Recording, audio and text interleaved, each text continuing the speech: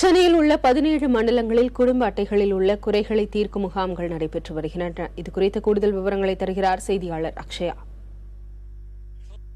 சென்னையில் வெள்ளம் பாதித்த போது இந்த உள்தாள்கள் அனைத்தும் சேதமடைந்ததால் பலரும் புதிதாக குடும்ப அட்டைகளுக்காக விண்ணப்பித்திருந்தார்கள். தற்போது இந்த முறை அதிமுக ஆட்சி பொறுப்பேற்ற பிறகு தமிழக அரசு உணவுத்துறை அமைச்சர் காமராஜ் தலைமையில் ஒரு கூட்டம் கடந்த 4 நாட்களுக்கு முன்பு கூடியது.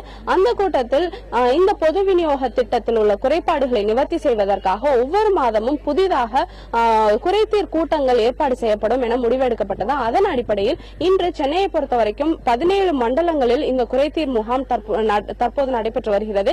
இந்த குறைதீர் முகாம்கள் காலை 10 மணி முதல் தொடங்கி நடைபெற்று வருகின்றன. நாம இப்ப இருக்கிறது சேப்பாக்கத்தில் உள்ள தொழில் வளர்ச்சி மையத்தில்.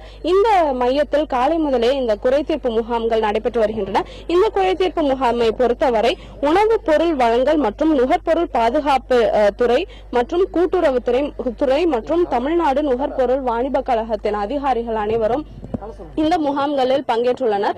இந்த முகாம்களை பொறுத்தவரைக்கும் கூடுதலாக யாரேனும் பெயர் மாற்றம், முகவரி மாற்றம் போன்ற மாற்றங்கள் ஏதேனும் செய்ய வேண்டும் என்றால் இங்கு வந்து விண்ணப்பிக்கலாம். அது மட்டும் இல்லாமல் இந்த பொது விநியோக திட்டத்தில் உள்ள குறைபாடுகளையும் இந்த அதிகாரிகளிடம் தெரிவித்தால் இந்த குறைபாடுகள் அனைத்தும் நிவர்த்தி செய்யப்படும் என்று அதிகாரிகள் உறுதியளித்திருக்கிறார்கள். புதிய தலைமுறைக்காக ஒளிப்பதிவாளர் தீபக்குடன் அக்ஷயா.